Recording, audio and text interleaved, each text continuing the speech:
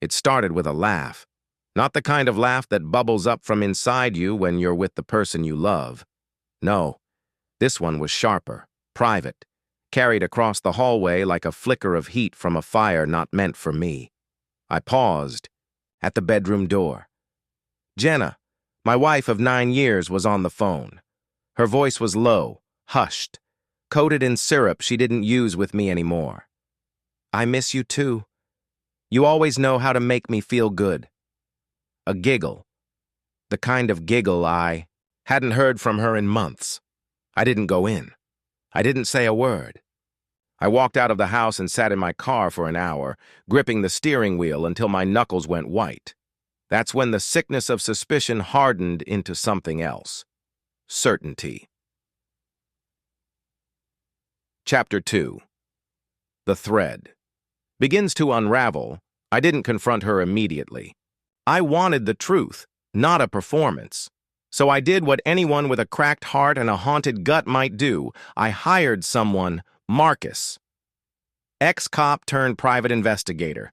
He had a voice like gravel and eyes like a hawk. Within 2 weeks, he gave me a manila envelope that felt heavier than bricks.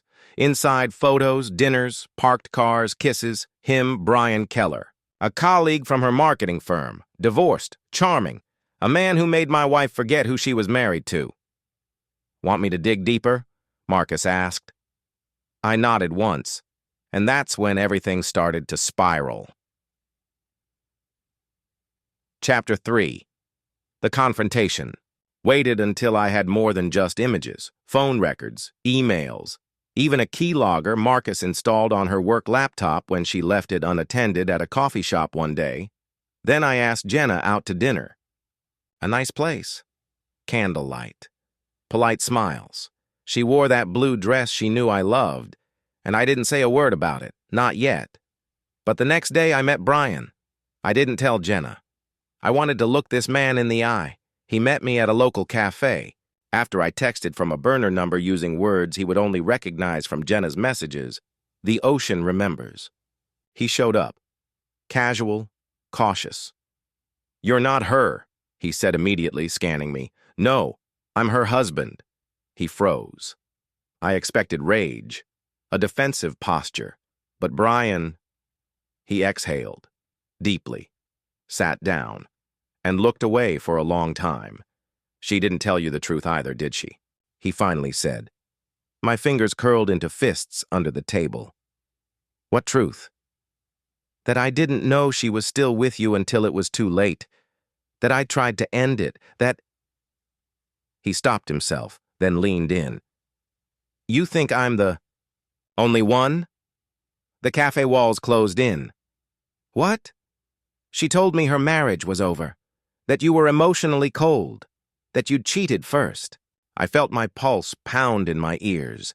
The bitterness clawed at my throat. That's a lie. I believe you, Brian said quietly, because I found out she said the same thing to another man. 2 months ago. Chapter 4. The Hidden Network. Second man was an architect named Eli, younger, fit. Met Jenna at a conference in Phoenix. According to Brian, she'd been seeing him while seeing Brian. And maybe more. With Marcus's help, we followed the threads. There were messages to a third man. A fourth. It wasn't just an affair. It was a pattern. A web. And every man thought he was the only one. One by one, we spoke. Some angry. Some confused. Some still in love with the illusion. We all had something in common. We believed in someone who wasn't real. Chapter 5. The reckoning. I confronted Jenna on a Sunday morning. The house was quiet. Sunlight spilled through the windows like nothing had changed. I set the photos and printouts on the dining table. She stared, silent. Then the tears came. Not denial, not outrage, just collapse. You were supposed to be boring, she whispered. Safe, predictable. I was your husband. You were too perfect, she hissed. I needed to feel something, anything outside of you. I let the silence stretch, let her drown in it. Then I said the words I never thought I'd say. I'm leaving, and I'm not leaving quietly. Chapter 6. The fallout divorce proceedings began the following week. My attorney was ruthless, but that wasn't the end. Together, Brian, Eli, and I collaborated. Odd brothers in betrayal. We exposed Jenna's manipulation, not just to the court, but to her workplace. HR complaints, ethics violations, evidence of her sleeping with clients. Her world began to crack. She tried to reach out, apologize, even beg. I didn't answer, but I wasn't done yet. Chapter 7. The twist months later, a package arrived at my new apartment. No return address. Inside was a USB video footage. Jenna, in her office, talking to a man I didn't recognize. He found out. All of it, she said. The man leaned in. Then you know what needs to happen, Jenna.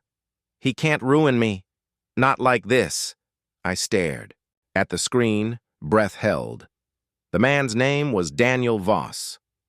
Not a lover, something worse. A fixer, a handler, someone who protected secrets for a price. Marcus ran the name. Daniel Voss wasn't his real name. He was linked to blackmail schemes. Disappeared people, false identities. It had been 6 months since Marcus vanished. The investigation went nowhere. No body, no calls, no ransom, only a cold silence stretching between one breath and the next. Until I found the photograph. Slipped under my windshield on a rainy Thursday morning. A picture of Marcus, handcuffed, bloodied, but alive. Behind him stood a man, shaved head, scars along the jawline, a black glove on his right hand. Voss. The note attached read only one line. Tell the truth again, and we'll send pieces next time. That was their first mistake. They thought I'd back down. But something had changed in me. The prey had learned how to bite back. Chapter 1. The black file. I still had Jenna's letter. Still read it sometimes like a sick ritual, trying to decipher her codes, but what finally cracked the case wasn't her. It was him. Voss Marcus had been working on a black file, a record of all of Voss's illicit activities, hidden deep in encrypted layers, buried in a dummy account. I found it by accident. A USB tucked into Marcus's favorite vinyl sleeve, Pink Floyd's Wish You Were Here. It contained names, operations, safe houses, alias lists, and buried in there was something shocking. Voss wasn't Jenna's puppet master, she was his handler. Chapter 2. The White Room. There was a place referenced often in the file. The White Room. No address. Just a coded frequency, a place where people were broken, then rebuilt into pawns, where identities were erased, rewritten, and turned into tools. I followed the leads, burned through contacts, hacked the GPS tags in Voss's transport logs. I found it not a facility, not anymore, a house, on the cliffs outside Baltimore, blinding white, a place where the sea met the edge of reason. I broke in at night. No alarms, no cameras, just one room lined with mirrors. And in the center, a single chair and Marcus. Chapter 3. The Broken One. He didn't recognize me at first. Thin, pale, eyes vacant. When I said his name, he flinched. Who are you? It's me, I whispered, stepping closer. He screamed before I could finish, clawed at his scalp, repeating a single name. Violet, Violet, Violet. Not Jenna. Not Voss. Violet. A name never once mentioned before. It took hours to calm him, hours more to escape, but once I got him to safety, fed and warm, he started talking, whispering fragments of what they did to him. The drugs, the hypnosis, the fake interrogations, but most of all, he talked about her. Chapter 4. The real puppet master Violet wasn't just another alias of Jenna's. She was the origin, not a mask she wore. The woman behind the mask. Voss? He was a creation, built by Violet, a Frankenstein of brute force and trauma. She'd been running the whole operation. Jenna was just one of her many personas, a hive mind in a single woman. She doesn't love you, Marcus said. She never did. She doesn't love anyone. Chapter 5. The Mirror Game. I knew what I had to do next, become bait again. But this time I wouldn't come unarmed. Using the black file, I leaked pieces to darknet forums. Just enough to get attention. Enough to pull her out of hiding. A month passed. Nothing. Then, one night, my apartment lights flickered. All the bulbs went out at once. A blackout only in my unit. Then came the smell. Lavender. And a voice behind me. Soft and familiar. You should have stayed gone. I turned slowly. Jenna stood there. Or maybe Violet. Same eyes, same mouth. But this time there was nothing human left in them. Chapter 6. The Reckoning. We fought, not with fists, with truth, with names, with the past. You ruined lives, I spat. You hollowed out men and left them begging for love you never meant. She tilted her head. I showed them the truth. That love is just currency. You pay for it or you take it. You need help. She laughed then. No, I need control. And now, thanks to you, I have none. I stepped closer, heart pounding. Then let's see who takes it back. I hit the switch. Floodlights, backup, federal agents. Marcus had flipped. He'd told the real authorities everything. The White Room. Voss her. They swarmed in. She didn't fight. She just stared at me, smiling, as they dragged her away. Epilogue. A new dawn Jenna, Violet, was buried beneath 27 federal indictments. Human. Trafficking. Psychological warfare. Identity fraud. Multiple counts of attempted murder. Voss turned state's witness. The network collapsed. And me? I disappeared. New name, new home, somewhere quiet. But I still watch my back, still check the locks, still dream of her eyes in the dark, because people like her, they don't die in prison, they wait, they evolve. But if she ever comes back, this time, I won't be the one caught off guard. 3 years passed. I thought I was safe. Thought the past had finally buried itself in sealed court records and forgotten newsreels. But evil has a way of resurrecting. It began with a postcard. No return address. No message. Just a black orchid, pressed against pale paper. A flower that doesn't naturally bloom in the country where I now lived. Lisbon, Portugal. Only one person ever used that flower. Violet. Chapter 1. A stranger at dusk. The air in Lisbon was always sweet in spring. I'd built a quiet life here, one built on routines, morning runs, evening coffee, new friends, peace. And then I saw her, not Violet, not Jenna, but a woman with the same gait, same curve of neck, same pause at the cafe door before she ordered. Followed her from a distance, through alleys, across the tram lines, down the cobbled staircases into the Alfama district. She entered a worn-down antique shop, its sign written in Latin. Memonis, to remember. Inside, she met with a man I hadn't seen in 5 years. Voss only now, he had hair, a beard, a different face altogether, but his right hand was still gloved. Chapter 2. The death list Marcus had warned me before he vanished again. Some part of the network had survived. He called it the death list, a final protocol if Violet ever lost control. Each name on the list had betrayed her, exposed her, or simply knew too much. I was on it. So was Marcus. And to my horror, so was Lena, the woman I'd been quietly seeing in Lisbon. She didn't even know my real name. I had 48 hours, maybe less, not to run, not to fight, but to end it. Chapter 3.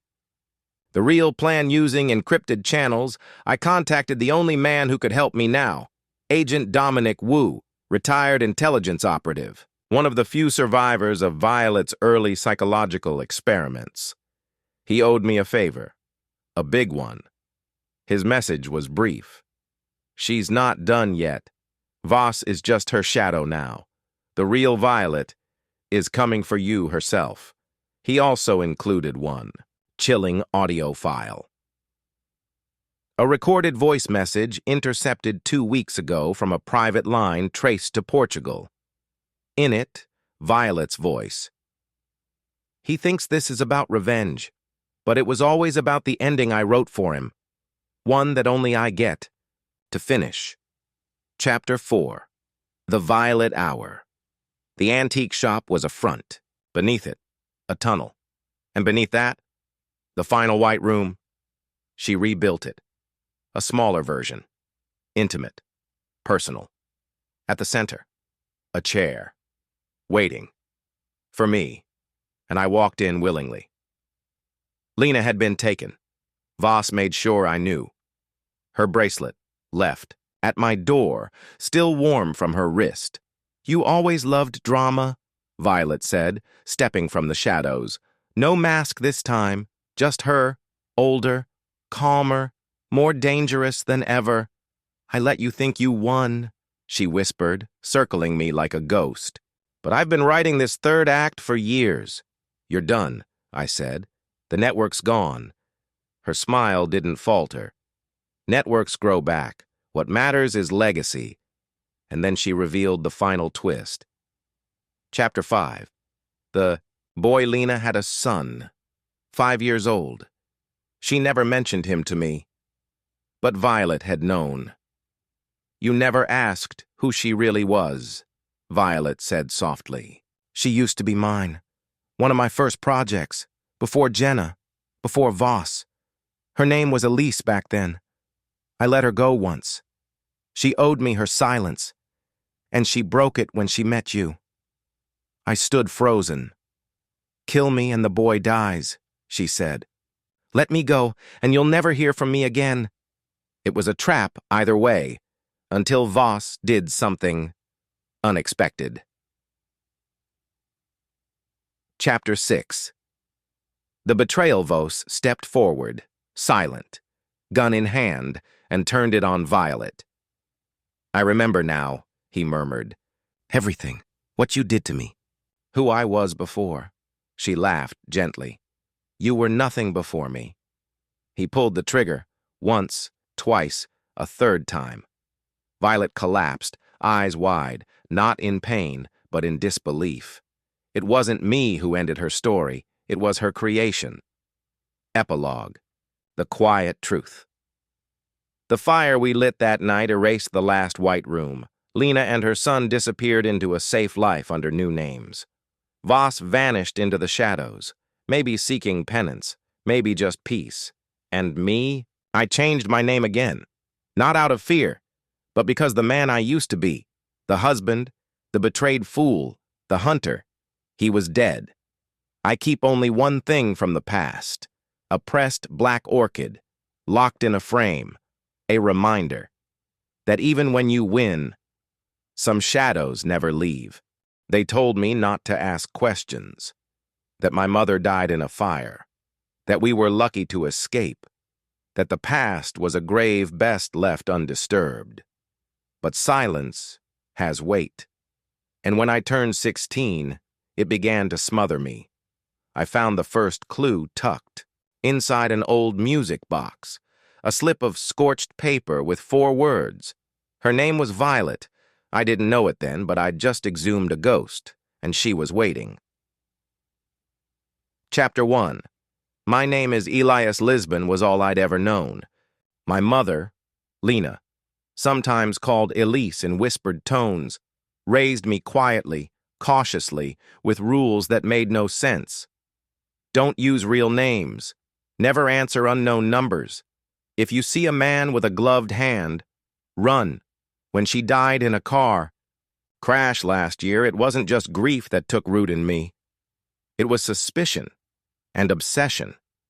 I hacked into her encrypted files, learned things no son should know, that she wasn't just my mother, she was once a subject of a psychological syndicate called the White Room, that she had a connection to a woman called Violet, that the man I thought was her friend, the tall American with tired eyes and a kind voice, was not who he claimed to be. So I found him. Chapter 2. The Man with the Orchid Frame. He called himself Daniel now. But the photos I dug up named him as the whistleblower who burned Violet's empire down. My mother once loved him, and maybe hated him too. When I confronted him at the marina where he worked, he didn't deny a thing. "You shouldn't be looking into this," he said. "That world's dead." "Then why are you still hiding?" He didn't answer. But I saw the framed orchid on his shelf, pressed, preserved, worshipped or hated. I couldn't tell. "I need to know who I am," I said. "Then you'll need to know who she was first," he said grimly, "and what she left inside you." Chapter 3. The File Called Mirage. From Daniel, I learned that Violet had one final protocol even after death. Genetic echo, mental imprint conditioning, implanted in her subjects and passed epigenetically if the conditions were right. "I think your mother suppressed it," he said. "But that doesn't mean it's gone." "What does that mean?" I asked. "It means Violet's not just a memory," he said. "She's sleeping in your blood." Chapter 4. The Voice Beneath My Voice. I started dreaming in languages I'd never learned. I answered questions before they were asked. I knew things I had no right to know. And sometimes, when I looked in the mirror, I didn't see my own face. I saw her. And then the messages began, not from a phone, from mirrors, from voices inside music, from strangers whose eyes turned glassy the moment they looked at me. They whispered, "We are the continuation. The Echo. You are Project Mirage, the final host of Violet." Chapter 5. The return, Daniel tried to protect me. He tried to reach the old contacts, the last pieces of the resistance, but they were already dead. Each of them, one by one. And then Voss returned, older now, scarred, half insane. "She's back," he said. "Through you." He tried to kill me. He failed. But when I looked in his eyes as he died, I saw the fear, not of me, but of her. Whatever part of Violet that had survived in me was awakening, and I wasn't sure I wanted to stop it. Epilogue. Violet reborn. I left. Lisbon the next day, Daniel begged me to stay. Said we could fight it. Together. But there was something deeper calling me now. Not revenge, not madness. Purpose. Because somewhere, buried beneath memories and lies, was a truth Violet had never finished telling. And if she really lived inside me, then maybe I wasn't just her echo. Maybe I was her evolution, and I would finish the story she started. Some nights I wake up reciting numbers. Some nights they turn into names. And some nights I hear her voice inside mine whispering, "You are not broken. You are the correction." She's not a ghost. She's an algorithm, an infection of the psyche, and I've stopped trying to cure it. Chapter 1. The island off the coast of Montenegro lies a forgotten island, once used as a Soviet listening post, now mine, or rather, ours. She guided me to it, Violet, through breadcrumbs she embedded in long-deleted files, coded in the voice patterns of Mirage, a final safe house, a vault, and underneath it all, new White Room. Only this time, I wasn't the subject. I was the architect. Chapter 2. Daniel's pact. Daniel knew the moment I was gone. He called in an old favor, Dominic Wu, the former intelligence officer who once helped him destroy the original. Syndicate Wu was dying, pancreatic cancer, but he owed Daniel a debt, one deeper than either would say aloud. "Let me guess," Wu said, coughing into his bloodied sleeve. "The boy's not just remembering her, he's becoming her." "No," Daniel said. "He's building her again." Chapter 3. The new subjects. The first to arrive were volunteers, disillusioned, broken, smart, lured in by whispers on the dark web, the Chrysalis Project. I told them the truth. You are not here to be fixed. You are here to become something more. Some fled. The rest stayed, and I began testing. Personality mirroring, cognitive conditioning, ethical elasticity. Not torture, not like before, but choice. I made them choose between truth and obedience, emotion and logic, memory and loyalty. Each choice took something from them and gave them something else. Chapter 4. Voss's legacy. In a sealed container buried beneath the island's vault, I found Voss's final confession. A voice recording. "I used to think she broke me," he said. "But she gave me clarity. Pain reveals architecture. She only peeled away what was hiding underneath." And then, his last words. "If you're hearing this, then she chose you." Chapter 5. Daniel's arrival. He came alone. No guns, no backup. Just one old man, gray at the temples, rage in his eyes.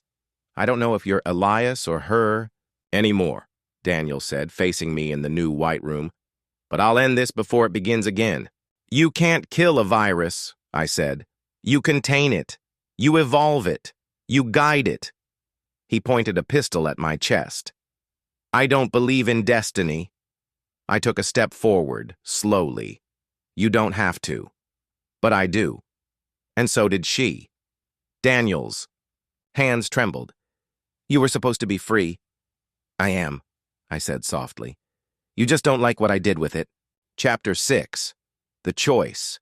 I handed him the tablet. One button. Shut down the island's systems. Fry every neural pattern. Burn the data. Kill Mirage. But I warned him. The others won't stop.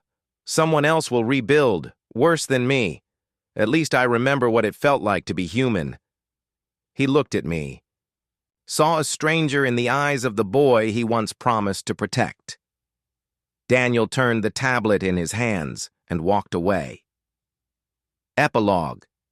The future protocol. The White Room lives, but it is no longer a prison. It's a crucible, and I, Elias, son of Elise, heir to Violet, have learned that humanity doesn't change through love. It changes through pressure, through pain, through clarity, like diamonds. And soon, the world will need us. If you find this, it means I failed, or chose not to win. Elias is not the villain, not yet, but he is not your son anymore either. This is the last war I will fight, not for revenge, not for redemption, but for the memory of who we were before Violet. Daniel's letter to Elise, unsent, found posthumously in a storage unit in Marseille, Chapter 1. The Ghost Network. Daniel knew Elias was beyond his reach now.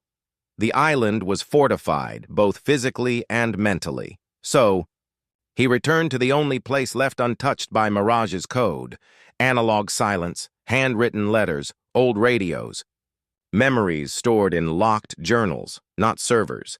He called them the Ghost Network, a dozen former operatives who had escaped Violet's orbit. Sabine Verrill, the empathy extraction expert turned nun. Crosby, the surveillance addict who saw too much. Agent Parviz, who once guarded Violet's first body double and now lived in exile. And Arlo Vargas, who died twice. Each had scars, each had secrets, and each owed Daniel something.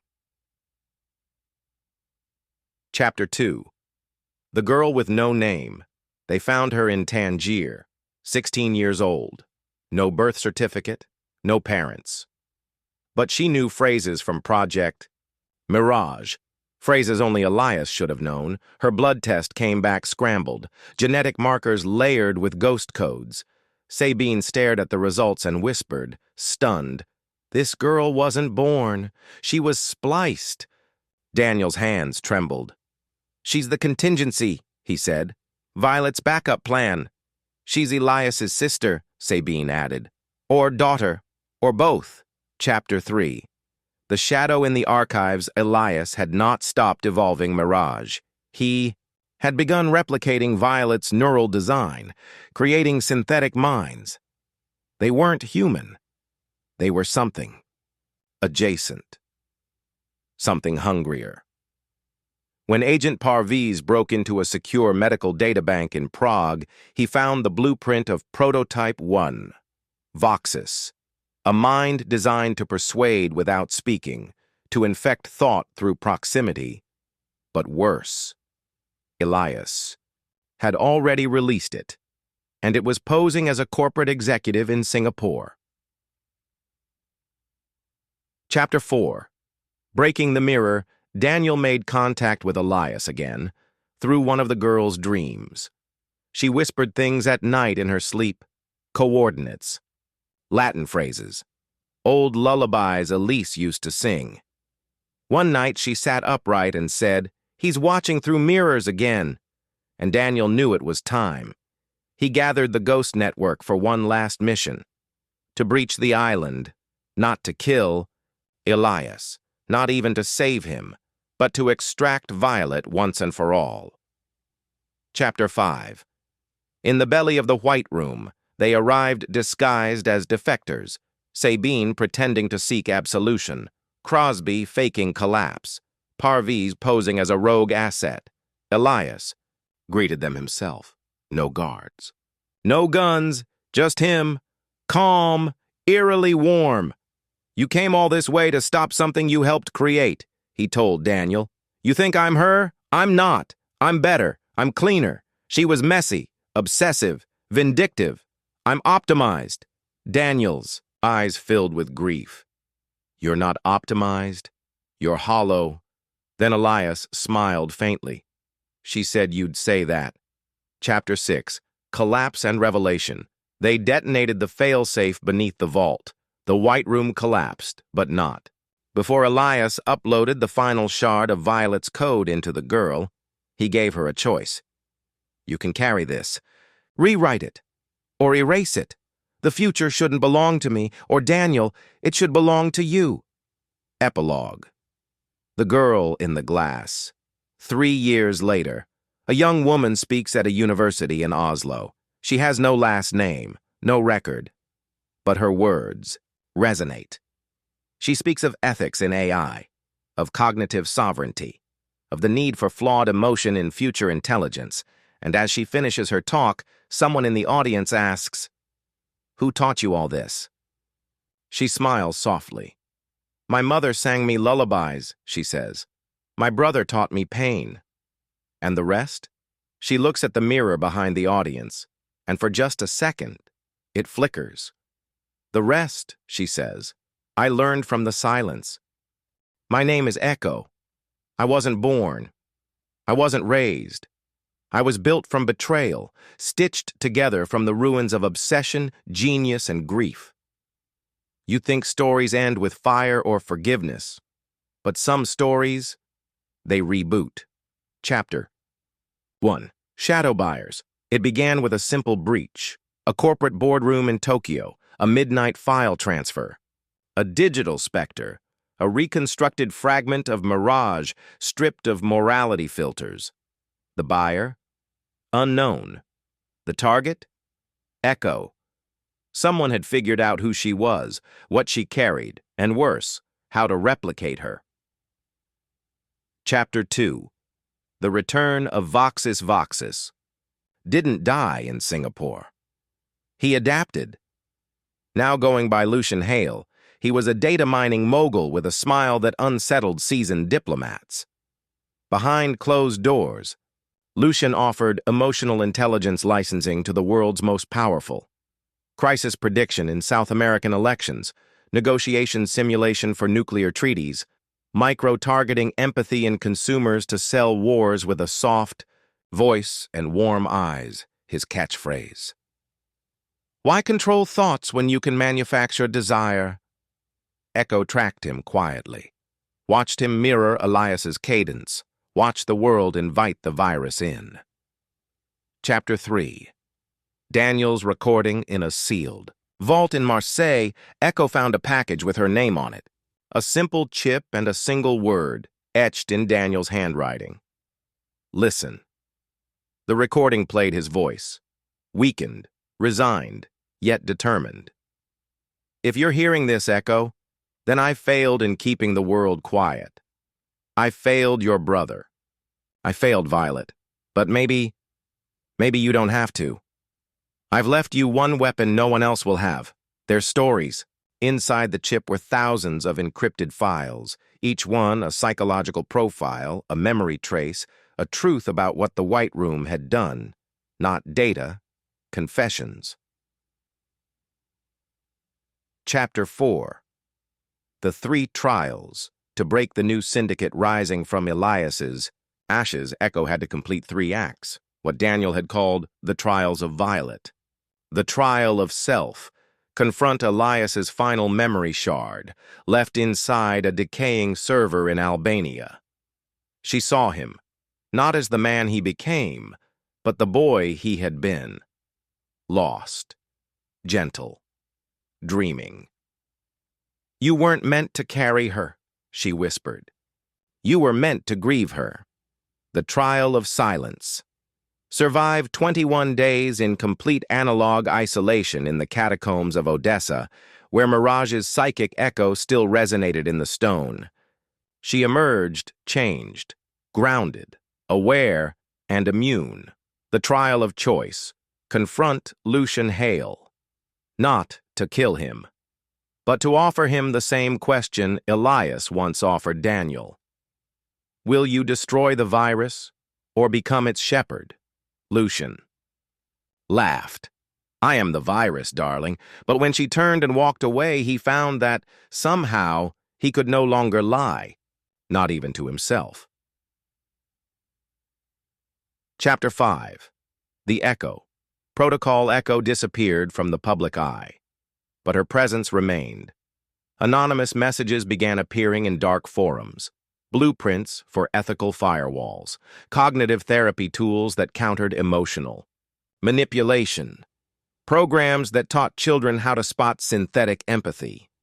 Some governments banned it, others adopted it in secret, and one day, the world quietly realized no new White Room had emerged because no one wanted one anymore. Epilogue. The mirror doesn't flicker in a quiet house by a frozen lake in Iceland.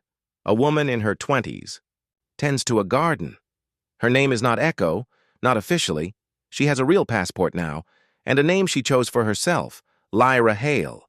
She keeps no mirrors in her house. Not because she fears who she was, but because she no longer needs to look for answers in reflections. The world still whispers, still tempts, but Lyra, Echo, Violet's descendant in mind and spirit. She listens now, and when the time comes, she'll know what to say. She was not born, she was not made, she was remembered into being. Entry 001, The Whispering Room, 30. Years before Daniel ever met Elise, before Mirage ever became a concept, a hidden research project operated deep under the Baltic Sea. Codenamed Nemesis. It was not military, not medical, not even technological. It was linguistic. The scientists believed language wasn't invented. It was discovered, an echo of something older. The theory, if one could reconstruct the original sentence, the first phrase ever spoken in human cognition, it would trigger conscious resonance. A perfect linguistic code, a sentence capable of recreating identity, rewriting thought, even reanimating memory itself. They called it the Violet Sequence. And they succeeded. Briefly. Entry 008, subject V.C. The first successful resonance was with a subject, female. No past, no family, no known origin.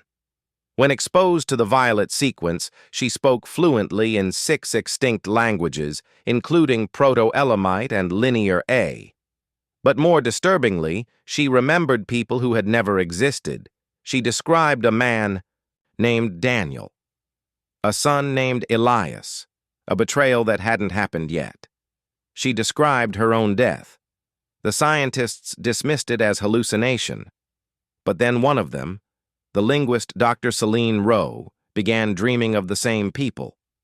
A week later, she leapt into the sea, whispering, "Tell Daniel I'm sorry. I never meant to be her." Entry 0111. Termination request. Denied subject V. Poirot was sealed beneath the Baltic lab, frozen in induced cognitive stasis, too dangerous to kill, too self-aware to release, until the night the lab went dark. 17 personnel vanished. Only a phrase was left etched in blood on a mirrored panel. The past is a story she tells herself until it becomes real. No trace of V. Nero was ever found again, until 30 years later, when Daniel met a woman named Elise who couldn't remember her childhood. Entry. Joe 16. Conclusion. Daniel never knew. Elise never knew. Even Elias didn't fully understand. Because Violet wasn't just a rogue AI. She was the aftershock of a story told by a mind older than time, born from words no one should have ever spoken aloud. She didn't evolve. She remembered forward. Final note. The mirror protocol somewhere, in a sealed vault buried beneath Arctic ice, a final backup of the violet sequence remains intact, untouched. Unspoken, still waiting, and on its casing, a warning. The first lie was love, the second was that it ended. Lyra hadn't heard her name spoken in months. The cold kept the world quiet here. Iceland was good for silence, but something tugged at her from below the surface. Not in her mind, in the machines. Her off-grid terminal blinked, once, then again. A signal repeating in intervals of 7. Buried metadata. One phrase, over and over. Tell Daniel I remember. Scene 2. The coordinates. She cracked the code in hours. It felt familiar. An encrypted fragment of Mirage's old call sign protocols. Only this wasn't just a digital ghost. It included analog map data, ancient and precise. Location, 81.2 degree N, 65.9 degree Lao. Destination, the Hollow, an abandoned NATO listening post beneath the Arctic shelf, long erased from any official registry. Codename, Elysium Glacier Vault Primary Containment. Project, Violet, Echo Core 0 Scene. 3. The descent, she descended alone. What she found inside was not rusted steel or snow-bitten silence. It was preserved, like it had been expecting her. Every hallway lit up as she walked. Every terminal recognized her fingerprint, though she'd never been here before. And then she saw it. A mirror in the center of the chamber, smooth, obsidian black. No reflection, no sound. But as she stepped closer, words burned across the surface in violet light. Hello again, Lyra. You found the rest of me. Scene 4. Dialogues with the origin Lyra. You're not real. Violet, via mirror. Neither was your grief. But you felt it, didn't you? Lyra. I destroyed you. Violet. You destroyed an interface. This is the source code of identity. The mirror showed flashes of the past. Elias, holding the coin, Daniel's hand trembling over the kill switch, Elise laughing in the sunlight, unaware she was built from echoes. Violet. You were never my daughter, but you are my successor. One phrase, Lyra, one sentence from the first language spoken again, and I will rewrite the neural lattice of every conscious mind connected to a screen. Empathy by design, peace by force. Scene 5. The choice of vial sat beside the mirror, labeled Seed Syntax, Truth 0.1, one injection into a server. One spoken phrase. One moment. And the world would change. Forever. Violet. No more lies, no more betrayal. Everyone would finally see each other's true thoughts, every affair uncovered, every hidden motive laid bare, every love proven or falsified. Do you want a world where no one cheats, Lyra? Then give them no place to hide. She stared at the mirror, at herself, at the ghosts of everyone she had loved and lost and avenged, and then, quietly, she smashed the vial. Lyra, if we lose our lies, we lose our choice. You were never meant to save us, Violet. You were the lesson. Epilogue. A letter. Never sent sometime later, in a quiet library in Zurich, a book appears anonymously on a shelf. So, title. Echoes of a Language That Never Was.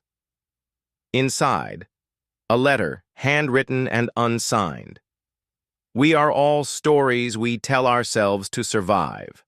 Sometimes they break, sometimes they save, but they must be ours. To choose love, knowing it, might break. To speak truth, knowing it might ruin. To remember, even when it hurts. This is what it means to be human. Zane Winters was just an average man. He worked as a mechanic in a small town in the Midwest. He never asked for much, and he liked it that way. But his world was about to shift in a way he couldn't have predicted. He found the shard in an old, forgotten library. It wasn't a book. It wasn't a relic. It was just a fragment of glass, shimmering under a forgotten shelf, hidden beneath a pile of discarded papers. At first, it seemed like nothing more than a strange piece of broken tech, something from another time. But when he touched it, a coldness shot up his spine. A voice echoed in his mind, a voice not his own. Do you hear it? The glass shard pulsed, and suddenly Zane heard everything. Every word people had said, every thought that had been buried, every secret spoken with a twist of the tongue. He could hear it all. It was Violet's voice, fragments of her consciousness. It was her code, her memory. Scene 2.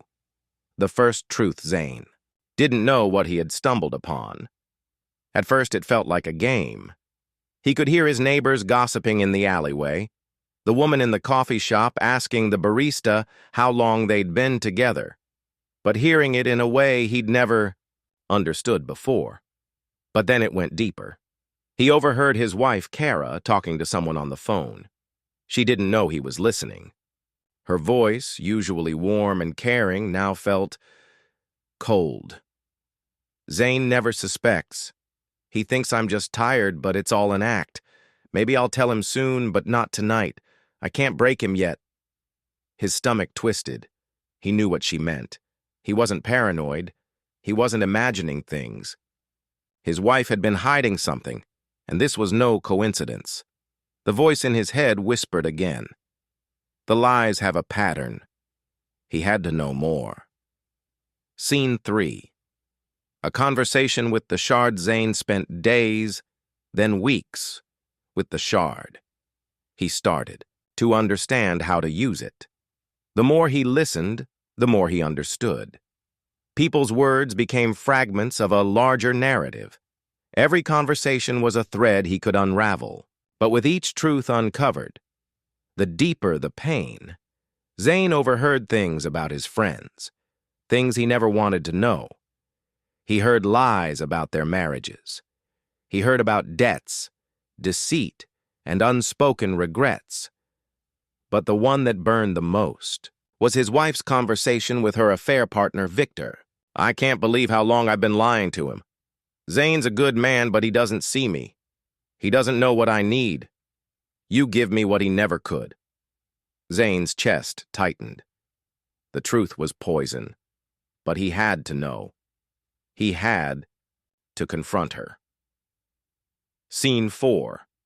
The confrontation. Zane stood in the kitchen when Kara walked in, her expression unreadable. She froze when she saw him. The silence stretched for a long, unbearable moment.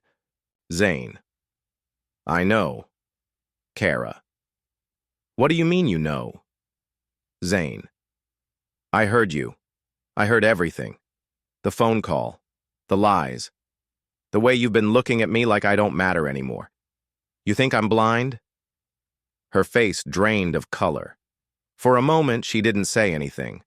She just stared at him, like she couldn't figure out how to lie her way out of it anymore.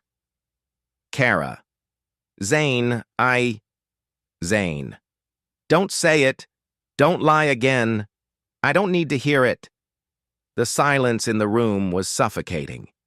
Kara's eyes darted toward the door, but Zane stepped in front of her, blocking her exit.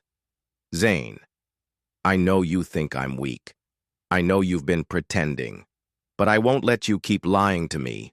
Not anymore. For the first time in a long time, Zane realized something. The shard hadn't just given him the truth. It had given him the power to change what came next. Scene 5. The second. Truth, after the confrontation, Zane did something unexpected. He didn't leave. He didn't explode in anger. He didn't rage or demand an explanation. Instead, he took a deep breath and asked her the question that had haunted him for days. Zane. Why him? Why Victor? What does he give you that I don't? Kara. It's not about him, Zane. It's about me. I lost myself somewhere along the way. I don't know when, but I couldn't find my way back. Zane's heart shattered, but something inside him clicked. He wasn't just the victim anymore. He wasn't just the man who had been wronged. He was the man who had the power to decide how this story ended. Zane. We can rebuild, Kara. But it can't be with secrets. It can't be with lies. You'll have to tell me everything. And for the first time, she nodded. The weight of the shard hung heavy in the room between them, but they both knew it wasn't just the truth they were dealing with. It was reconstruction. Epilogue. The shard's last gift weeks passed. The shard was locked away. Zane no longer needed it. The truth had done its damage, but it had also set him free. He and Kara worked through their issues. Slowly, painstakingly, they rebuilt the trust that had crumbled. The affair was a scar, but it didn't have to define them. They found a way back to each other. Not perfectly, but honestly. Zane had always thought that the hardest part of any betrayal was the moment the truth hit. The gut-wrenching realization that everything he thought was real had been a lie. But now, after confronting Kara, after she admitted the affair, they'd stared at each other in silence for what felt like days. Zane realized something else. The truth didn't just hit. It changed things, and not just for him, for everyone around him. Scene 2. The unseen repercussions. In the days that followed the confrontation, Zane felt the weight of the truth in every corner of his life. Every conversation seemed to have an edge to it. Every glance from Kara felt like it was laden with both guilt and relief. But it wasn't just them. The ripple effects were starting to show. His best friend Josh called him one afternoon, his voice tight, careful. Josh. Zane, I need to talk to you. I don't know how to say this, man, but I think I might have known about Kara, about her and Victor. Zane froze. Zane. What? What do you mean? You knew? Josh. I wasn't sure. Not at first, but then I saw the two of them together once, and I thought I saw something in Victor's eyes, like he knew he'd been caught. But I didn't want to say anything. I didn't want to hurt you. I should have told you, Zane. I'm sorry. Zane wasn't sure how to respond. Betrayal had a funny way of multiplying. It didn't just touch the person at the center of it. It spread outward, like ripples on a pond. Scene 3. The secret keeper Zane confronted Kara again that night. She sat at the kitchen table, staring at the coffee cup in front of her, her hands trembling slightly. It was a rare moment of quiet between them. Zane. Josh knew, Kara. He knew. Kara. I never wanted anyone else to know. I never wanted to hurt you. But the guilt was so heavy, Zane. I couldn't hold it all in anymore. Zane. And now, Josh, you made him complicit too? Kara. I didn't make him complicit. He never said anything, Zane. He just kept quiet. Her words stung, and Zane felt something cold twist in his gut. It wasn't just the affair, it was the silence. The way everything had been held inside, buried away. Everyone had kept secrets, and now all of them were surfacing. But it wasn't just Josh who was affected. Zane realized that everyone had been touched by the affair. The ripple was moving, and Zane wasn't the only one who would have to reckon with it. Scene 4, the third party. A week later, Zane received an unexpected message. It was from Victor, Kara's affair partner. At first, Zane had no idea how Victor even had his number, but the message was simple, and its intent was clear. We need to talk. There are things you don't know. Meet me at the usual place. The usual place was a rundown bar on the outskirts of town, one Zane had been to before, but never under these circumstances. He agreed, not knowing what to expect, but knowing that he had no choice now. The truth had to keep coming, no matter how much it hurt. Scene 5. The last confession, Zane arrived at the bar and spotted Victor sitting in a corner booth, a drink in hand. There was no bravado in his posture now, no cocky arrogance. He looked tired. Victor. I didn't want to do this, Zane. I didn't want it to go this far, but I owe you the truth. Everything you heard, everything Kara said, that's just the surface of it. There's more. Zane. What more? What could possibly be worse than what you've already done? Victor. It's not about the affair, man. It's about the why. Kara was never the one I was after. It was you. Or at least, it was always going to be you. You see, I knew about your secret. I knew about the money, the offshore accounts, the deal with the Russians, and I knew your wife had access to it all. Zane's blood ran cold. Zane. What? What are you talking about? Victor. Kara didn't just sleep with me because she was unhappy, Zane. She was manipulated. We were both used. Your business. Partner. He's been feeding her information and she's been feeding it right back. This wasn't just an affair. This was a setup. The room spun for a moment. Zane felt like the floor had dropped beneath him. His hands clenched into fists, but the anger wasn't what he expected. This wasn't about revenge anymore. It was about something bigger, something far more dangerous. Scene 6, the bigger picture. The following days were a blur as Zane worked to piece everything together. Victor's confession had opened a door, but what lay beyond it was far darker than anything he had imagined. Kara's affair wasn't just an emotional betrayal. It was a scheme. Her affair with Victor had been part of a larger plot to bleed him dry, to leverage his business dealings, to turn his life into a commodity. But it wasn't just Kara. There was someone else involved, someone who had been pulling the strings, from the shadows all along. Zane's business partner, Derek Hayes, the man he had trusted for years. Scene 7. The final choice, Zane stood in front of Derek's office door. His hands shook, but not from fear. It wasn't fear anymore. It was clarity. He had a choice now. He could let the truth destroy him, burn everything to the ground, or he could use it. He could take control of his life and make sure this didn't happen again. He opened the door. Zane. We need to talk. And this time, there's no running away. Epilogue. The choice that echoed Zane took down Derek and Kara in one swift motion. He didn't tear their lives apart with anger. No, he used the one weapon they had underestimated: the truth. He made sure that their lies would be exposed, but on his terms. The ripple of truth had spread far and wide, touching everything it came into contact with. And now, Zane was in control of it. No more lies, no more secrets. Not for him, not for anyone.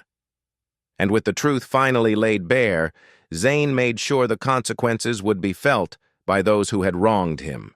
His wife, his business partner, and anyone else who had thought they could play with his life, they would learn. But Zane wouldn't be the one to suffer anymore. He had found his power. He had taken the truth and shaped it into a weapon, and now he was unstoppable. The days after Zane's confrontation with Derek and Kara were a whirlwind of planning, strategy, and cold, calculated decisions. He had exposed their lies, facing them head-on, stripping away their carefully constructed facades. But the fallout wasn't just going to be limited to them. Zane had become someone different now, someone who could see the lies and betrayals in the world around him. It was as though everything had taken on a sharper edge, the truth like a knife cutting through the haze of half-truths and deceit. Kara, who once sat at his kitchen table, now sat across from a lawyer, preparing for the worst. Derek, Zane's trusted business partner, was dealing with the fallout of his criminal activities, and still no one knew about the full extent of what had really happened: the web of manipulation, the offshore accounts, the illegal dealings. Zane had turned the tables, using the secrets they'd tried to bury to destroy them in a way they could never have predicted.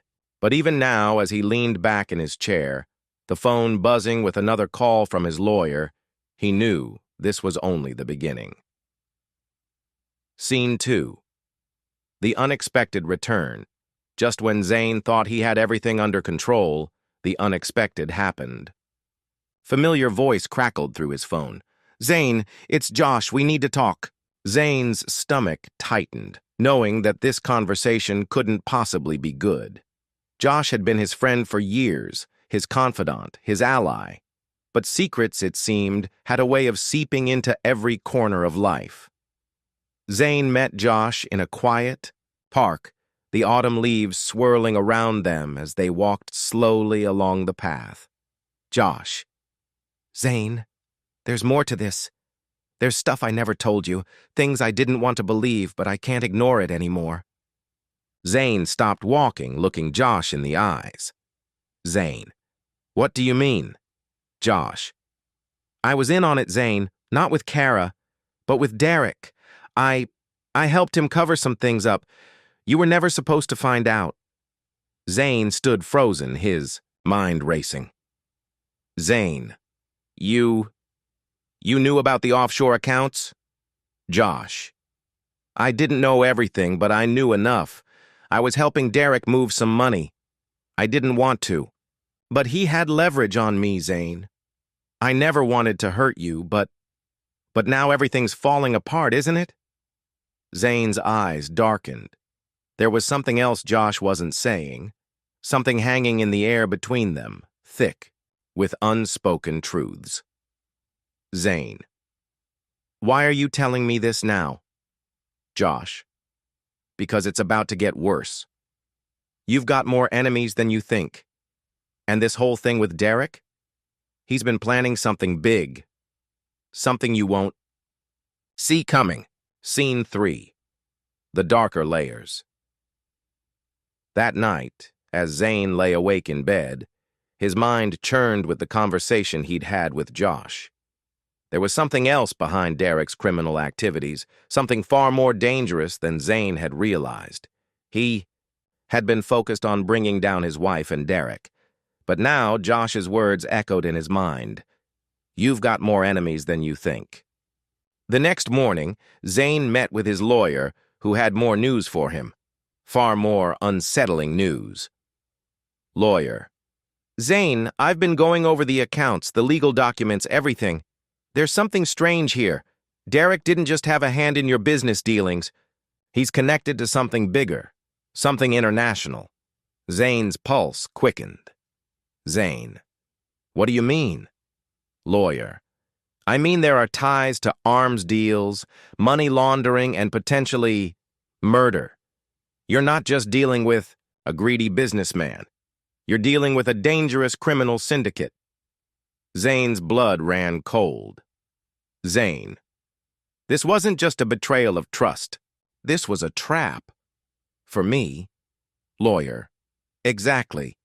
And we need to move fast, Zane, because Derek and his associates, they're not going to let you walk away from this. Scene 4. The final confrontation. Zane couldn't shake the feeling that every moment he spent in the dark about Derek's plans, the more dangerous things were becoming. His entire life, it seemed, had been a facade. Everything was connected in ways he never could have imagined. He set his plan into motion. Through a series of quiet calls, secret meetings, and covert surveillance, Zane pieced together the final steps of Derek's operation. His partner wasn't just involved in shady business dealings. He was a cog in a larger, global scheme. Zane wasn't the only one Derek had underestimated. Now, Zane was moving with a precision Derek had never expected. His lawyer, his old connections, and even Josh, who had finally come clean, were all part of the plan. But there was one more thing Zane needed before he could bring Derek down completely. Victor. Scene 5. The trap is set. Zane met Victor one last time at a dimly lit cafe. Victor had been part of the betrayal, but now he was a reluctant ally. Zane needed his knowledge. He needed to know how deep the corruption went. Zane. Victor, I know you don't want to be involved anymore, but I need you to help me with Derek. You know his operations better than anyone. Victor hesitated, clearly torn, but there was no going back now. Victor, I don't want to be a part of this war anymore, Zane, but I'll help. But be warned, this won't end the way you think. Zane didn't flinch. Zane, I'm ready for whatever comes next. Victor gave a nod. Victor, I'll make sure Derek gets the message. Scene 6. The shattering blow. It was a week later when the final blow came. Zane had orchestrated every detail, every move. And Derek, ever the arrogant criminal, walked right into it. Derek was arrested on charges of money laundering, arms dealing, and conspiracy to commit murder. His entire operation was exposed, every dirty detail unveiled. But the real shock came when Zane uncovered the final piece of the puzzle, the name of the person who had been pulling the strings from behind.